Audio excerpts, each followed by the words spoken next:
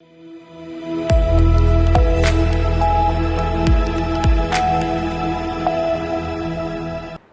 स्वागत है आपका। आप देख रहे हैं सी न्यूज भारत। मैं हूं आपके साथ इशिता। वक्त हो गया मध्य प्रदेश बुलेटिन का। इस बुलेटिन में बात होगी भिंड की, जहां पुलिस ने पुरानी रंजिश में युवक की गर्दन काटकर हत्या का प्रयास करने वाले आरोपी को गिरफ्तार कर वारदात में इस्तेमाल लोहे का छुरा बरामद किया। इसके साथ ही बात होगी बुरहानपुर की, जहां सामाजिक न्याय विभाग के भ्रष्टाचार और अनियमितताओं से आहत नेत्रहीन कर्मचारियों ने आत्मदाह का प्रयास किया, जिन्हें पुलिस द्वारा बचाया गया। ऐसी तमाम खबरों पर करेंगे विस्तार से बात। खबर भिंड से है, जहां पुलिस ने हत्या के प्रयास के मामले में फरार चल रहे आरोपी को गिरफ्तार किया है। आरोपी ने पुरानी रंजिश का बदला लेने के लिए कुछ समय पहले ही फरियादी से दोबारा दोस्ती की थी।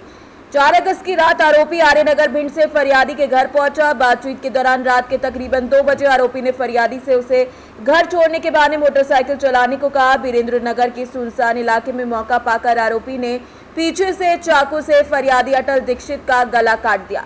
गंभीर रूप से घायल फरियादी किसी तरीके से जान बचाकर भाग निकला। पुलिस ने हत्या के प्रयास का मामला दर्ज किया है।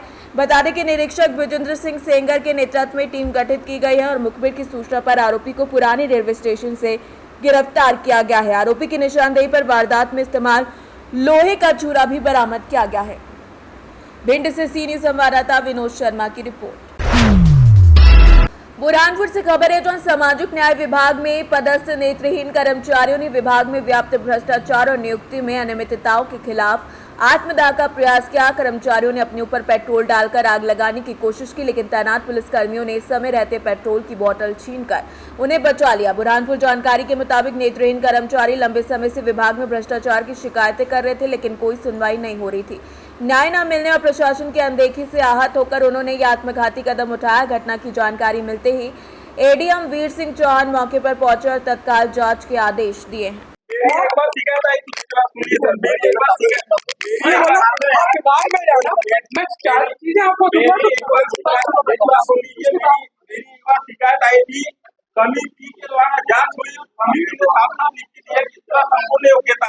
और मेरे पास योग्यता भी मुख्य योग्यता खड़ी हूँ मैं। अभी शिकायत आई है, इतने लेटरबाजी करने में क्या बताए, बहुत ज्यादा समिति बनाई गई थी। अभी तक समिति ने कोई निर्णय नहीं किया गया। मैं कई बार बात किया तो उन्होंने कहा कि अभी तक मेरे पास जांच रिपोर्ट नहीं आई है। अब मेरे पास सारा लेटर रखा हुआ है सर। इन्होंने जो भी फर्जी काम किया हुआ है ना, जैसे 4 महीने से परेशान हूँ, जो कि तुषार मांझी और संदीप पवार और नीसू जांगड़े, इन्होंने जिनकी जो पूरे बुरहानपुर वाले की मैं पूरे साक्षात दे सकता हूँ। अगर आप मेरा नंबर नोट करना चाहते हो या कहीं मुझे बुलाना चाहते हो तो मैं बिल्कुल आपको एक पूरा डॉक्यूमेंट्स पूरा उपलब्ध करा सकता हूँ। आपकी क्या पीड़ा थी, जिसके कारण आपने क्या किया अभी यहाँ? मैंने यहाँ पे जन सुनवाई में पेट्रोल डाला, क्योंकि मैं परेशान हो गया था मानसिक तरह से कि मैं बार जांच रिपोर्ट के पीछे मैंने कलेक्टर साहब से भी मिला। कलेक्टर साहब ने भी बोला कि आपको जांच रिपोर्ट मिल जाएगी और उन्होंने समिति बना दिया गया था, लेकिन अभी तक मुझे जांच रिपोर्ट नहीं दिया गया। और हमारे जो दुर्गे सर बोलते हैं कि कोषाध्यक्ष के पास है तो मतलब ड्यूटी कलेक्टर के पास है तो मार्क होके आएगी तब आपको दिया जाएगा। तो मेरे लिए तो आचरण का लेटर सवाल उठा रहे हैं। पहले ये बताओ ना, जो भावना वित्तल में जो मैडम थी उन्होंने एससी स्टे पर कितने जारी किए थे, वो अगर उनकी फाइल मंगाइए, लास्ट वार्निंग दिया गया था। नहीं तो ये बुरहानपुर में न जाते ही नहीं। क्या नाम है आपका? मेरा नाम मुकेश कुमार डारे है। सामाजिक न्याय में कर्मचारी है, उनके द्वारा एक आवेदन दिया था कोई जांच के लिए। उसकी जांच रिपोर्ट अभी यहाँ से आके अपने आप पेट्रोल डाल उनको शांत किया। तो पेट्रोल डाल दिया था सर? नहीं, पेट्रोल डाले उसकी जांच कर रहे हैं। अभी इसका आवेदन पहले भी दिया था। साथ में कोई और अन्य एक भी कर्मचारी उसको लेकर उसको भी हम कार्रवाई करेंगे जेल भेजेंगे। काफी दिनों में समस्या का समाधान हो जाएगा। उसका कोई शिकायत है उसकी जांच नहीं होगी। बाकी ये भी कर्मचारी है साथ ही काम की, उसको कोई दिक्कत नहीं, लेकिन हो सकता है किसी और की परेशानी। सर आखिरकार इतना पीड़ित कैसे हो गया कि उसको आत्महत्या का कदम उठाना पड़ा? पीड़ित खुद ही कर्मचारी है, लेकिन हो सकता है कुछ ऐसा मानसिकता का काम कर रहा है, ऐसा कर चुका लगता है। मैं 4 साल से 3 साल से दुबे से पीड़ित हुआ। शिकायतें आती है मेरे पे, लेटर इतने जारी होते हैं, एससी इतने संविदा भरती है, ज्यादा लेटर जारी होंगे सेवा समाप्ति हो जाएगी। भव्य मित्तल ने मुझको एक बात ही भैया, भव्य मित्तल तत्कालीन कलेक्टर थी, उन्होंने मेरी सेवा समाप्ति की। फर्जी शिकायत आई कि पैसे लिया 5000, पर मैंने कोई पैसा नहीं लिया। दुबे साहब ने वहाँ पे गलत रिपोर्ट पेश कर दी कि नहीं वो लड़का पैसा लेता है। बाद में पता चला कि लड़के का कोई समझौता ही नहीं है। रश्मि जो शिकायत की समझौता है, मुझे फिर समाज सेवा समाप्ति की गई, फिर बहाली की गई कुछ दिनों के बाद, और इनके ऊपर स्टेन जारी किया गया कि आपको काम करना है और आप फर्जीवाड़ा काम कर रहे हो। फिर अभी हमारे यहाँ पर साइकोलॉजिस्ट है, आर्टियोलॉजिस्ट है, एग्नो टेक्नीशियन है, प्रशासनिक अधिकारी, ये पूरे फर्जी है। पूरे मैं आरोप लगा फर्जी है। कोई भी कॉपी हो रिक्रूटमेंट होती है, मैनेजमेंट में स्पेशलिस्ट होते हैं, उन लोगों की भर्ती की जाती है।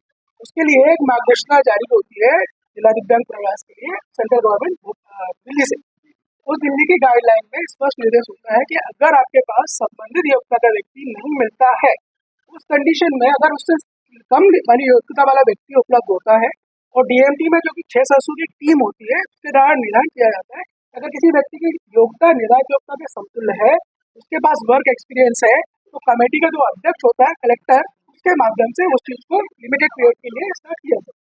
ये जो भर्ती हुई है, ये इसके द्वारा जो मुद्दा उठाया गया है, ये 2021, 2021, 2022, 2023 और 2024 के जो पॉइंट थे उनको उठा के इसमें चीजों को लिया।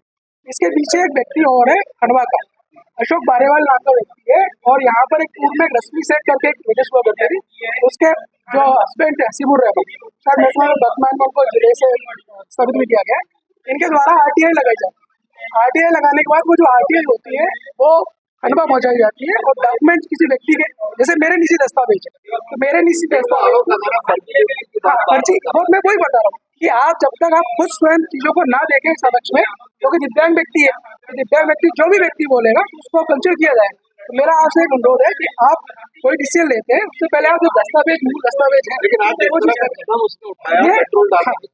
एक चीज बताइए, दिव्यांग व्यक्ति देखिए 6 महीने से मैं मेंटली परेशान, क्योंकि मेरे को भी दिव्यांग व्यक्ति, मेरा खुद डिपार्टमेंट जो है दिव्यांग व्यक्ति को हैंडल करता है, तो मैं भी उसके पीछे सहानुभूति करता हूँ। अप्रैल में 18 अप्रैल को ये व्यक्ति मुझे धमकी देता है, 3 अप्रैल को ऑडियो रिकॉर्ड है, और 4 तारीख को प्रताड़ित करने की शिकायत आता है। फिर उसके बाद एक दस्तावेज निकाल के लेके आता है कि ज्वाइंट चैरिटेबल, आप जानते होंगे ज्वाइंट चैरिटेबल ट्रस्ट 2020 में मान्यता प्राप्त है। ये व्यक्ति एक सीधा आरोप लगाता है, वो व्यक्ति जो संस्था है वो मानता ही प्राप्त संस्था नहीं है। देखिए बात ये है कि अशोक बारेवाल नाम जो व्यक्ति है वो यहाँ पर प्रशासनिक अधिकारी पहले पूर्व में रहा था, उसने त्यागपत्र दिया और मंडला चला गया, मंडला की भर्ती नियुक्त हो गई और यहाँ से वो निष्कासित हो गया। अब वो व्यक्ति ये चाहता है कि यहाँ की जो भी भर्ती हो उसमें जब भी वो आवेदन करता है तो वो ही सेलेक्ट, तो ये मेन कारण है कि इसको दिव्यांग व्यक्ति है उसके कंधे पे वो बंदूक रख के उसको चलाने की कोशिश करते हैं। मेरा नाम दुर्गेश कुमार गुप्ता। बुरहानपुर से सीनियर संवाददाता अनिल महाजन की रिपोर्ट। खबर दतिया से, जो खनिज पदार्थों के अवैध उत्खनन, परिवहन और भंडारण के खिलाफ जिले में कार्यवाही की जा रही है। इस कड़ी में मंगलवार को उन्नाव क्षेत्र में कलेक्टर स्वप्निल वानखेड़े के निर्देश पर कई टीम द्वारा छापेमारी कार्रवाई कर जेसीबी मशीन, 2 ट्रैक्टर जब्त किए गए। जिला खनिज अधिकारी प्रदीप भूरिया ने बताया कि खनिज विभाग की टीम एवं संबंधित पुलिस अमले के साथ संयुक्त रूप से मौके पर पहुंची। मौके पर एक जेसीबी, 2 ट्रैक्टर जब्त कर संबंधित थाने में अभिरक्षा में भेजा गया। साथ ही मध्य प्रदेश अवैध उत्खनन, परिवहन, भंडारण नियम 2022 के तहत प्रकरण पंजीबद्ध किया गया है। दतिया से सी न्यूज संवाददाता नितिन दांतरे की रिपोर्ट। खबर डिंडौरी से, जो महाविद्यालय के छात्रों ने हल्ला बोल दिया है। बता दें कि महाविद्यालय पर सड़क पर उतरकर विरोध प्रदर्शन कर रहे हैं छात्र, जहां सड़क पर जाम लगा दिया। दरअसल पूरा मामला मेहंदावानी ब्लॉक मुख्यालय का है, जहां पर शासकीय महाविद्यालय तक पहुंच मार्ग नहीं है। बारिश के दिनों में कच्चे रास्ते पर चलना दूभर हो जाता है, जिससे छात्रों में भारी आक्रोश व्याप्त है। आक्रोशित छात्रों ने सड़क की मांग को लेकर चाभी शेपुरा मार्ग में चक्का जाम कर दिया, जिससे दोनों तरफ वाहनों की कतारें लग गई। हालांकि मौके पर पुलिस बल और तहसीलदार के आश्वासन के बाद में सड़क जाम खुलवाया गया और तहसीलदार ने जल्द सड़क बनवाने की बात कही है। आश्वासन मिलने के बाद लोग शांत नजर आए। महाविद्यालय के लिए जो है पहुंच मार्ग कच्ची है, जो काफ़ी जर्जर स्थिति में है, गड्ढे हैं और कीचड़ हो जाता है सर, जिसके चलते जो आज हम लोग सारे महाविद्यालय के छात्र छात्राएं धरने में बैठे थे। कितने दिन हो गए आपको महाविद्यालय? लगभग सर मेरे ख्याल से महाविद्यालय बने 6 से 7 साल हो गए हैं। बाकी हम जब से आए हैं तब से हम लोग जो है इसी तरह का रवैया देख रहे हैं सर। तो अभी क्या आश्वासन मिला? अभी जो संबंधित अधिकारी हमारे नायब तहसीलदार महोदय के द्वारा आश्वासन दिया गया है कि 2 से 3 दिन के अंदर जो है रोड निर्माण शुरू किया जाएगा। नहीं होगा तो क्या करेंगे? और नहीं होगा तो एक बार पुनः से हम लोग अभी जो है महाविद्यालय के छात्र छात्राएं यहाँ पे आए थे। इसके बाद यहाँ पे जितने भी संस्था है, चाहे वो कन्या उच्चतर माध्यमिक विद्यालय हो, चाहे मॉडल स्कूल हो, या फिर हमारे सीनियर बालक छात्रावास हो, सभी संस्थाओं के छात्र छात्राएं जो है मिलकर हम लोग एक बार पुनः इससे भी बड़ा प्रदर्शन करेंगे। बच्चों का मेन रोड से लगभग 250 मीटर का रोड कच्ची है, और कच्ची भी है और अव्यवस्थित है। रोड बिल्कुल भी निर्माण नहीं हो पाया है, तो बच्चे को आवागमन के लिए रोड ज़रूरत है, इसलिए उन्होंने जो है अपनी मांग रखी है, जायज़ मांग है। क्योंकि यहाँ पर 2 भूमि स्वामी के बीच का एक सीमा विवाद है, उस कारण से मामला जो है डिसाइड होने में विलम्ब हुआ है। अब हम कल जो है बैठ करके रोड वालों से, भूमि स्वामी वालों से बात करेंगे और इसको डिसाइड करेंगे, ताकि जल्दी से जल्दी जो है रोड निर्माण प्रारंभ हो सके। डिंडौरी से सी न्यूज़ संवाददाता दीपक नामदेव की रिपोर्ट।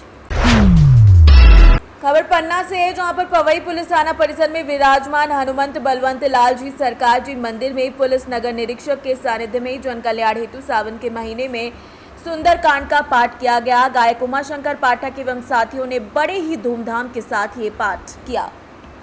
पन्ना के पवई से सी न्यूज़ संवाददाता सुरेश कुमार द्विवेदी की रिपोर्ट। इस बुलेटिन में फिलहाल इतना ही। देश और दुनिया की तमाम बड़ी जानकारियों के लिए देखते रहिए सी न्यूज़ भारत।